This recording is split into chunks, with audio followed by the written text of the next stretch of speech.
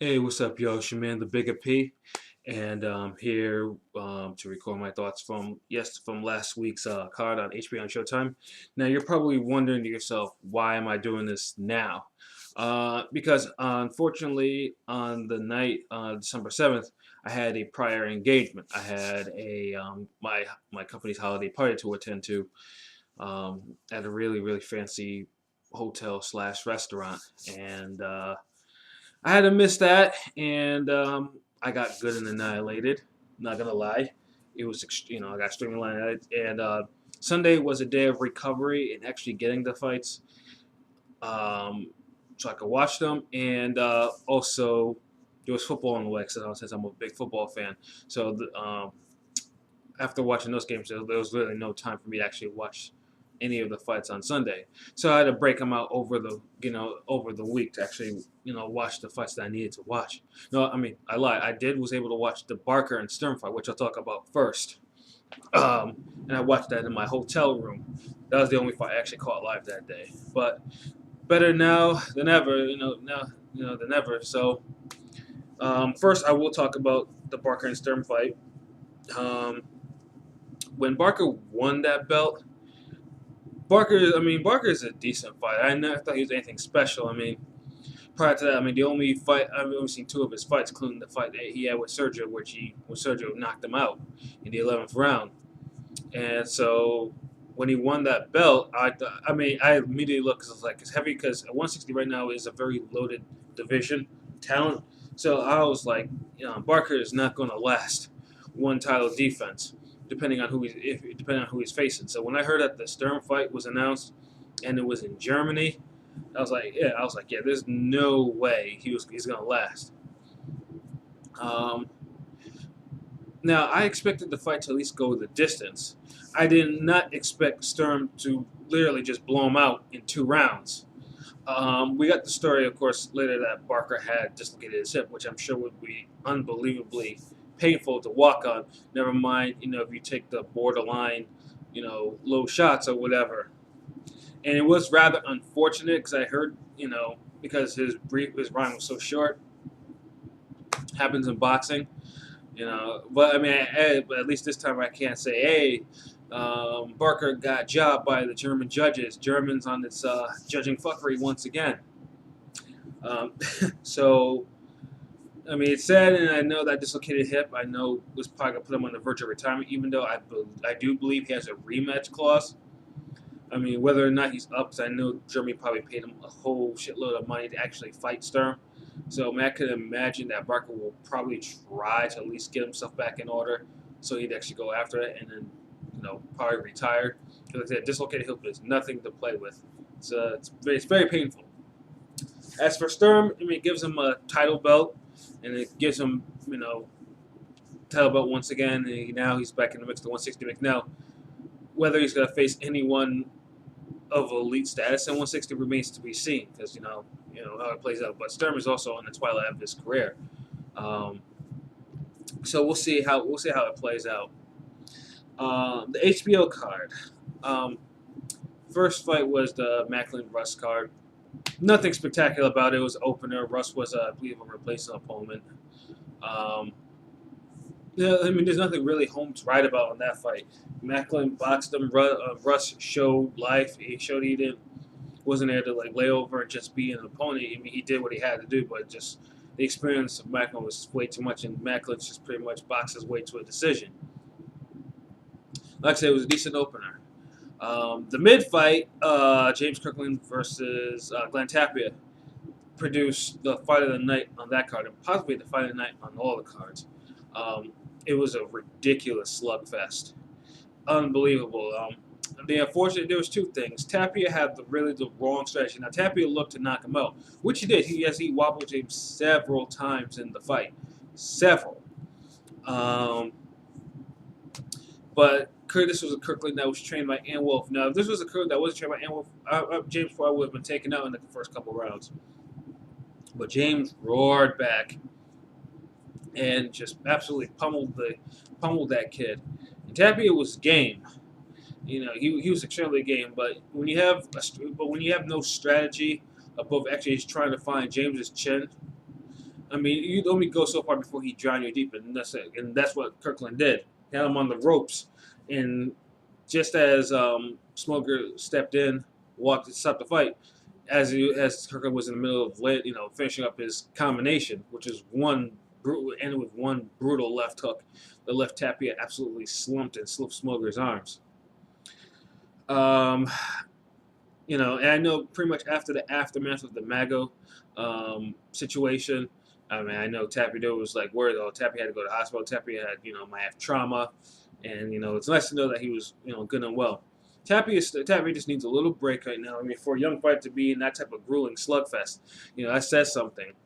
But yeah, it's probably good for this Tapia now to get all the rest that he needs, and to come back slowly, give him one soft touch and then have him go at it again and, get back at it again. But there's nothing to take away nothing from Glenn's, Glenn tried and, he did his best. You just have to go back to the drawing board. As for Kirkland, I mean, Kirkland, that type of performance is, we'll get Kirkland another big fight. There's no question about that. But the one thing about James Kirkland that frustrates me is, I mean, well, besides his lack of self-discipline, because there's just too many stints and during blocks of his career where one thing or another just been hindered by something. But one thing in the fight that was still prevalent, and it's been a problem in there, is the fact his defense. I mean, his offense defense strategy is fine, but does not work on every single opponent. It does not work on every single opponent. And what's happened in the fight, he showed he was there to be hit. And I'll make the question about that. His defense, the head movement, none of that stuff was there. I don't know how long he thinks he's going to last. I mean, he's not like he's moving, taking shots the way he does. I mean, at 150, at 154, I mean, he's still a serviceable guy at 154. Do I see him beating any of the champions? No. Do I see him? I mean, Floyd? Not really. Do I see him beating Carlos Molina? Hell no. I mean, Carlos is probably the only. Carlos is. I mean, granted, she'd have knocked him out, but but Molina successfully neutralized his aggression to the point where Kirkland got that BS DQ win. But I just don't. I mean, Andrade, he may catch him depending on because just the lack of experience they have. But I just don't see Kirkland actually upsetting any of the 154 champions due to his style. Is just like I mean, if he moved his head, at least I could say, okay, you got a shot, But no defense and no head movement is gonna spell trouble. Hell, like I said, it'll spell trouble even if he's not even facing any of the champions. I mean, Ann Wolf, whatever Ann Wolf does with him in terms of his training, it's I would say continue it, but if he's not going to move his head or defend, it's going to be all for nothing. And like say in boxing, you can only, unless you're an Oliver McCall type fighter, taking, which is like this is less than 1% in boxing, you're not going to take that many shots and not going to have it affect you down the line, especially if you run into a puncher who can actually punch, So Kirkland is probably food for a boxer puncher, or just a boxer that would just box his head off. But yeah, will remain to be seen with him. The main event was Guillermo Rigodeaux versus Joseph Agbeko. Now, I had high hopes for this fight to at least be competitive, as Agbeko is a pretty high activity type of fighting. And what I saw that night disgusted me. Agbeko, the unfortunate thing is, just from the first round on, just did not come to fight. Whether he was gun shy or he was just wary or he felt the first Rigo punch and he was like, fuck it, I'm not going to do this. But it was just weird to see such a high activity guy just go in the tank like that. I mean, for crying out loud, he was landing I think probably in all 12 rounds, he probably landed in single digits. And it wasn't like Rigo was doing anything special. He was doing what he was doing to do. I mean, Rigo's the unfortunate thing is, Rigo is a defensive fighter. He's Floyd Mayweather. He fights like Floyd Mayweather pretty much in terms of how he fights. He's very safety first, defense first. hit and don't get hit. The unfortunate thing for that one is Rigo probably could have stepped on the gas a little bit more and could have gauged, at least to make it a little bit more interesting for the crowd, which like dissipated after Kirkland and Russ, which was unfortunate. But he was just pretty much like I'm just gonna outbox him, and then it was a glorified sparring session, and I like Rigo. I like Rigo. I like his skills and everything like that. But no one, if you have an opponent who doesn't want to fight, you gotta make him fight. You gotta, unless if you're punching him and then you leave the ref up to actually stop the fight. But he just seemed very content just to box him, and it was like a sparring session, and that's no way to win an audience. And the unfortunate thing for Rigo is, this was a fight. This was his first fight after the Donaire fight, which he also got criticism again for not engaging with Donaire, which would be stupid. Which is stupid, by the way, to actually try to do that. And now you have this, and now you have this. It's gonna be hard for Rigo. He'll fight, no question like that. But the days of a Rigo main event are like over, at least for the time being. Unless Rigo decides to pull out like a Timothy Bradley versus Provannikov type fight out of somebody, and get busy. And it's a shame because Rigo is a very talented fighter, and he's just not getting the respect he deserves. And when you have these fights like that, it doesn't really hurt. It only hurts his actual drawing power and his stock. Pretty much Rigo boxed to a decision win. It was dull. It was a dull fight to watch. Agbeko just should be really ashamed of himself for fighting that way. No fire, no nothing, and Agbeko will have to take the lion's share of the blame. But where does Rigo go from there? Agbeko was a good opponent, and Agbeko just crapped the bed. So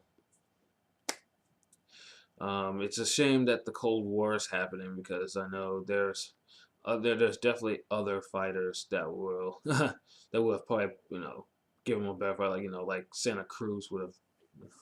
That's probably the fight I want to see the most with Rigo, but that's not going to happen anytime soon.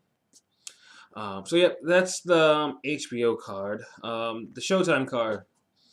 The Showtime card was interesting. No knockouts on any of them, which was kind of weird. There was some knockdowns though. 2 fights that had some knockdowns, but there was just no knockouts. And I was expecting someone to be KO'd.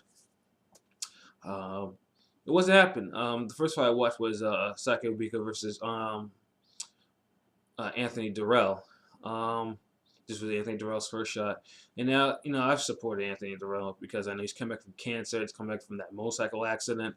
So I really wanted him to actually succeed. And frankly, I like both the Durrell brothers, both Anthony and Andre.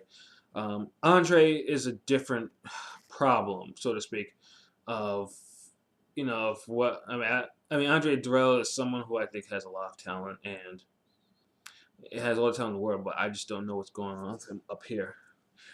And Anthony Durrell seems to be the more solid up there fighter, along with being more aggressive and more mean. Probably hits just as hard as his brother, maybe even harder. So I was interested to see what he would do with Bigga.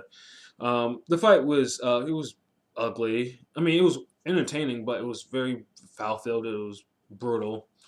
And like I said, Bigga is one of those cats that he can be beaten. He can be outboxed. You'll just have to go through hell in order to do it. 12 rounds, because you're not stopping him in the distance. And so pretty much that's what it played out. It was just it was heavy shots, and then in the 5th round, Durrell managed to get the second knockdown of Bigga's career on him. And then after that knockdown, it just got more foul-filled. Bigga just got dirty, pushing him down the forearms to the ropes. It was entertaining, but it was a clear type of fight. And then it was a territory that Anthony Durrell wasn't ready for. And then Durrell didn't help his case by taking certain rounds off, including the last round, where he should have been putting like an exclamation on the fight. I mean, he could be doing that because possibly maybe his stamina wasn't up to par for this type of fight that he was going through. But I know in a forum I post on, I call this a draw, and I was surprised that I hit it. If only I actually bet actual money on it. Yes, it was. I mean, the draw. I felt was a draw, and the Hurts felt it was a draw. I mean, if it wasn't for the knockdown, Bigga would have probably edged the fight on a split decision.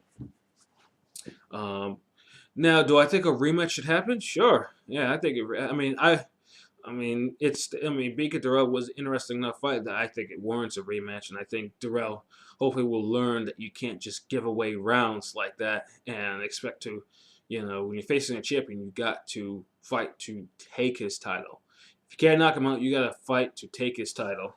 Um, and believe that was the thing that cost Andre Darrell too against Carl Froch. You got to take, if you want to be champion, you got to take the title from him. Plain and simple. But yes, and I look forward to hopefully a rematch being set sometime in 2014. The next fight I watched was Devin Alexander versus Sean Porter. Now, this was the fight that was intriguing me the most, not per se before it, because I wasn't a fan of it, but after my night of partying and whatnot, I was in bed and I was on my phone. I was just scrolling through the results of the card, and I saw Sean Porter shocks Devin Alexander to win the title, and I'm like, what? You serious? Because as much as I'm not high on Devin Alexander these days, I don't really like watching him fight like I used to. Devin is still a very capable fighter. Sean Porter, I think, even less of. Even less, like way less of, like to the point where I thought it was because unfortunately Amir Khan did not want to fight Devin. By the way, Amir Khan should never be in a broadcasting booth again. His whole thing was a complete struggle. He's just not eloquent with his words to really to keep any didn't make any real great points or anything during the whole card. He was flat out terrible. He was like Lennox Lewis in a way. Oh no, I wouldn't say that. At least Lennox had his moments. Khan just no. But regardless, yeah, because it should have been a mere conference Devin next time, which would have been probably a more interesting fight. But surprisingly, Alexander Porter was an interesting fight. And it's more or less because I was curious to see what did Porter do to actually beat Devin. And basically, Porter just used Tim Bradley blueprint. He just kept at him. Dug in the check, was aggressive, hit him with hard shots all throughout the fight, and I think was able to outwork Devin to the point where he had enough rounds back, even as Porter, started Porter's stamina started to ebb. Yet Devin really didn't do much other than that to really state his case. And that was a perfect example. Sean Porter came, he fought, and he took Devin's title away. So now he's a player at 147. He's another one who I don't think is going to last past one title defense, depending on who he faces. But it remains to be seen. Because, like I said, I think he's overrated. I mean, prior to that, he too also struggled with Julio Diaz, and there were plenty of other early fights I watched that I was not a fan of.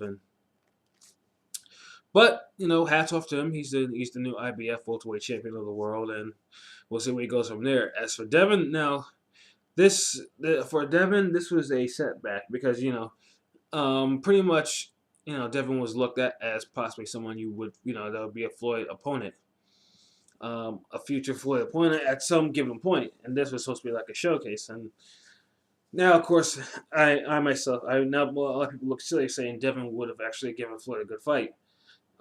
He might have, but it was just now it's not a fight that you can actually sell anymore. He's gonna have to go back to the drawing board and see what's out there. I mean, like I said, Devin is not a draw in any sense of the word in boxing. And his style is not the most crowd pleasing style. So, I hope he does come back and see what he can do at 147. Then the next fight was Austin Trout versus Erislandy Lar.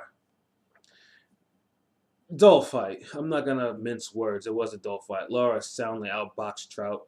Trout only showed one gear throughout the fight and didn't make any adjustments or anything of that nature. Laura did, however, score a knockdown in that fight. He scored in the 11th round.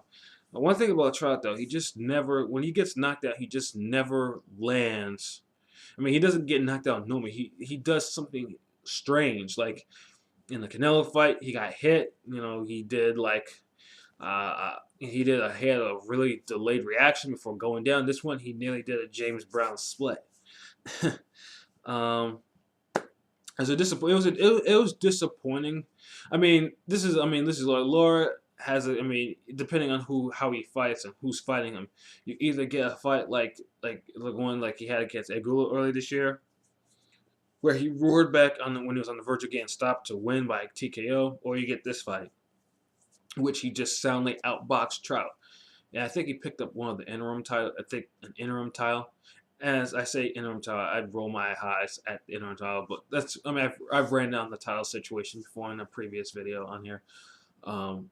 Laura is, I know, is calling out Canelo, and I would actually give Laura a good chance of actually, I've actually, if they ever face, would actually pulling off the win against Canelo. As I'm not, because Laura does have some sound boxing skills. As for Trout, where does he go? Trout is Trout is who he is. First of all, I think he should stop bringing his kids to the fight because I'm tired of seeing his kids cry over him whenever he loses the fight. When he loses a fight, Trout is a capable fighter too, but it just I can't say he doesn't have fun because I've seen him. I've seen him stop somebody before. He has enough pop, but he's just, I don't know what happened in that fight. Was it focus or just bad strategy? He boxed Cotto Zero and had a close fight with Canelo, and then this fight, I just don't understand what happened in this fight. But hey, that victory over Cotto will always probably assure him he'll probably get another name at 154 at some point in a comeback fight. And I guess we'll have to go from there with him. The main event was Malignaggi-Judah versus Judah. Did I say 2 knockdowns? There was actually 3 knockdowns. There was a knockdown in 3 of the 4 fights. The only one was Alexander Porta. But yes, Paulie did hit the canvas in the second round of that fight. And I thought, okay, Zab's doing it. But pretty much after that knockdown, it seemed like Zab just went in the tank. Like he just wasn't interested in the fight, which allowed A, Paulie to be the aggressor, and B, Paulie to outwork him, and C, Paulie to outbox him. These are the things I could not understand for anything why it happened. Like, Zab fought with absolutely no fire. I don't know if he was just bored from it, and he wasn't worried. Now if Paulie had power, Zab would have been in trouble, like serious trouble, because he was getting worked so bad. This is the fight that I thought would be interesting, and it wasn't interesting. It's got sad to watch because it's like you're watching a fighter who just didn't have it anymore, and Paulie's pretty much cruised to a clear victory. Paulie did what he had to do. I can't say anything. Although I didn't like his bitching after he got knocked down, because he went down. It wasn't a push or anything like or a trip. He went down. I didn't like that bitching, but he won the fight clear. It pretty much keeps him alive at 147. Look, if you're looking for a possible fight with, a possible rematch with Adrian Broner or another title holder. As for Zab, Zab's just, you've had, his career has just been up and down. It's just a whole bunch of disappointment. You have the loss to Zoo. You have the loss to Corey Spinks. The Baltimore losses, the Floyd loss, brutalized by Cotto, brutalized by Clottey. There's only so many times the Khan loss. There's so many times that you could have these type of losses. I mean, even that. He pretty much, whatever goodwill he had, he erased with the spirited comeback against Danny Garcia. It's just like now it's, he went in the tank. It's like, do you really want to fight? I mean, I would hate to see Zab Judah actually reach 10 losses. I really don't want to see that. Um, it just seems like, he's a guy who probably now has it mentally together, but physically, you know, his gifts are dissipating. Like he'll beat your B level or C level fighters, but I just don't believe he has it in him anymore to be an A level fight. And I hope I'd be wrong, and I hope I'm wrong about that. At least to give us at least a couple more. But I think we've probably seen the end of the line for Zab Judah you know as any type of credible opponent. He's just a name now for me. And you'd hate to see it, but that that what else can you say after that performance by him? So, but anyways, those are my thoughts on the fights. I know we have the Broner Maidana fight tonight. I can't wait to see that. As I'll be watching as the Northeast is supposed to receive some snow, which means I have to cut this off, put it to YouTube, and then get out there and go do my grocery and Christmas shopping like I plan to. Try to beat these crazy ass crowds. So most likely tomorrow you'll see another video. All right, peace.